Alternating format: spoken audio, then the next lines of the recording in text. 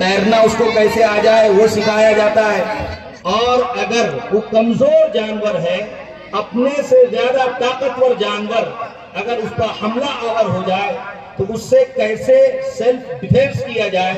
کیسے اپنے آپ کا دفاع کیا جائے، کیسے اپنے آپ کو بچایا جائے، اتنا تصور جانوروں کے یہاں پایا جاتا ہے۔ اس کے علاوہ اور کوئی تصور ان کے یہاں نہیں ہے۔ روحانیت، ضمیر، ایمان، اندر کی مایا کو بنانا ان کے ہاں یہ تصور نہیں ہے۔ اس لیے جانوروں میں ماں باپ کی تمیز نہیں ہوتی ہے،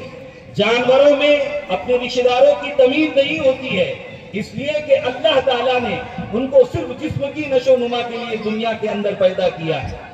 ایک ہے حضرت انسان،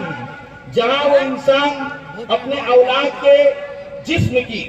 اور اپنے اولاد کے روزی روٹی کی فکر کرتا ہے، انسان اس کے ضمیر کو بنانے کی اور اس کے ایمان کو بنانے کی اور اس کے اسلام کو بنانے کی بھی فکر کرتا ہے۔ اگر انسان کے اندر یہ مادہ نہ ہو، اگر انسان صرف جانوروں ہی کی طرح ان کا پیٹ بھر دے، ان کو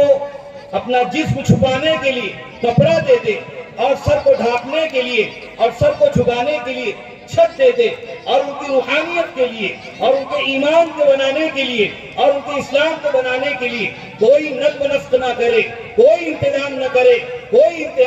اہتمام نہ کرے، تو ایسے ہی لوگوں کے بارے میں اللہ تعالیٰ نے قرآن کریم میں کہا ہے وَلَقَدْ ذَرَأْنَا لِجَهَنَّمَ كَثِيرًا مِنَ الْجِنِّ وَالْإِنسِ، کہ ہم نے بہت سارے انسانوں اور جناتوں کے لیے جہنم کو تیار کر کے رکھا ہے۔ یہ انسان وہ ہوں گے لَهُمْ قُلُوبٌ لَا يَفْقَهُونَ بِهَا، ان کے دل تو ہے لیکن دلوں کے اندر فقاہت نہیں ہے، دلوں کے اندر سوچنے اور سمجھنے کی صلاحیت نہیں ہے۔ وَلَهُمْ أَعْيُنٌ لَا يُبْصِرُونَ بِهَا، ان کے پاس آنکھیں تو ہیں لیکن بصارت والی نہیں ہے۔ وَلَهُمْ آذَانٌ لَا يَسْمَعُونَ بِهَا، ان کے پاس کان تو ہے لیکن حق بات سننے کی طاقت ان میں نہیں ہے۔ پھر اللہ تعالیٰ نے آخری کیل ٹھوک دی اور اللہ تعالیٰ نے یہ بات کہی اولئک کالانعام، یہ لوگ جانوروں کی طرح ہے۔ اللہ تعالیٰ نے کہا کہ جانور بھی اپنے آقا کو پہچانتا ہے، ایک روٹی کا ٹکڑا اس کے سامنے ڈال دیا جائے، اس کو اپنا بنا لیا جائے، اگر دھکے مار کر اس کو بھگا دے، دھکے مار کر اس کو نکال دے، جانور کل بھی اس کے پاس آئے گا۔ اللہ تعالیٰ نے کہا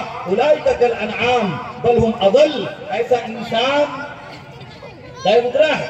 جانوروں سے بھی غیر گزرا ہے، جو صرف اسی طرح کی تربیت کر رہا ہے جیسے جانور بھی تربیت کر رہے ہیں۔ اللہ تعالیٰ نے قرآن کریم کے اندر جو ہم سب کے لیے، جیسے کہ مکاتب کے اندر، مدارس کے اندر قرآن کریم کی تعلیم دی جاتی ہے، تو یہ ہم سب کا منشور حیات، دستور حیات، کانسٹیٹیوشن آف لائف، زندگی گزارنے کا طریقہ، زندگی کا سنویدھان ہمارے پاس اللہ تعالیٰ نے دیا ہے۔ مکتب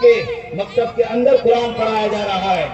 مدرسوں کے اندر قرآن پڑھایا جا رہا ہے، بڑی بڑی یونیورسٹیوں کے اندر قرآن کریم کے تراجم اور اس کے مفاہیم پیش کیے جا رہے ہیں۔ یہ ہم سب کے لیے رشد و ہدایت کا ذریعہ ہے۔ اس لیے قرآن کریم پر